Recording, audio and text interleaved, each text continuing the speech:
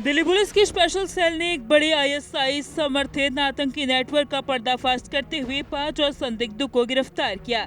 जांच में सामने आया कि यह पूरा मॉड्यूल पाकिस्तान में बैठे हैंडलर्स के निर्देश पर काम कर रहा था।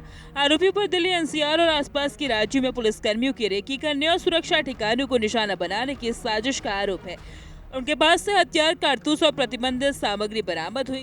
पुलिस के अनुसार ये नेटवर्क युवाओं को पैसे और कट्टरपंथी प्रचार के जरिए भर्ती कर रहा था। गिरफ्तार आरोपियों के डिजिटल और वित्तीय लेन देन की भी जांच की जा रही है। ये कार्रवाई सुरक्षा एजेंसियों के लिए एक बड़ी सफलता मानी जा रही है, जिससे संभावित आतंकी हमलों की साजिश को समय रहते रोका गया है। दिल्ली में आईएसआई नेटवर्क का भंडाफोड़, 5 संदिग्ध आतंकियों की गिरफ्तारी, हथियार और सबूत हुए बरामद। जांच में भी सामने आया कि यह नेटवर्क एक संगठन ढांचे के तहत काम कर रहा था, जिसका मकसद भारत में अस्थिरता फैलाना था। आरोपियों को कथित तौर पर पुलिस थानों, सुरक्षा कैंपों और संवेदनशील इलाकों की रेकी करने का काम दिया गया था। कुछ आरोपियों पर टीटीएच नामक संगठन के प्रचार प्रसार के लिए दीवारों पर नारे और ग्रेफिटी बनाने का आरोप भी है। पुलिस का कहना है कि पाकिस्तान में बैठे हैंडलर एनक्रिप्टेड ऐप्स के जरिए निर्देश भेजते थे। इस मॉड्यूल के जरिए न सिर्फ हथियार सप्लाई बल्कि फंडिंग नेटवर्क भी सक्रिय था। दिल्ली पुलिस की कार्रवाई कई संबंधित आतंकी नेटवर्कों को विफल करने में अहम साबित हुई। अब एजेंसियां इस पूरे नेटवर्क के विदेशी लिंक और सहयोगियों की तलाश में जुटी हुई है। इस पूरे मामले में सबसे बड़ा खुलासा ये हुआ कि आरोपी सीधे पाकिस्तान स्थित हैंडलर्स से संपर्क में थे। उन्हें सुरक्षा बलों पर हमले और भर्ती अभियान चलाने के निर्देश दिए जा रहे थे। कुछ आरोपियों को सोशल मीडिया के जरिए कट्टरपंथी विचारधारा फैलाने का काम सौंपा गया था।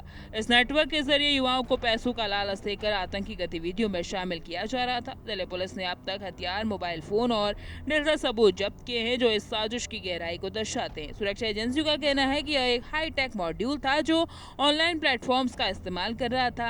इस कार्रवाई को दिल्ली पुलिस की बड़ी उपलब्धि माना जा रहा है, जिससे राजधानी में संभावित खतरे को टाल दिया गया।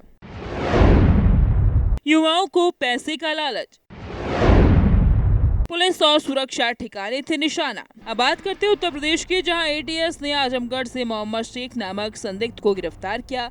आरोप है कि यह पाकिस्तानी गैंगस्टर शहजाद भट्टी और आईएसआई नेटवर्क से जुड़ा हुआ था और सोशल मीडिया के जरिए स्लीपर सेल तैयार करने में लगा था। जांच में सामने आया था कि उसे एक महिला राजनीतिक नेता को निशाना बनाने की साजिश में शामिल किया गया था, जिसके लिए उसने हथियार भी जुटाए थे। एटीएस ने उसके पास से 9 mm पिस्टल और कारतूस बरामद किया था। सुरक्षा एजेंसियां उसके पूरे नेटवर्क और विदेशी कनेक्शन की जांच कर रही थी।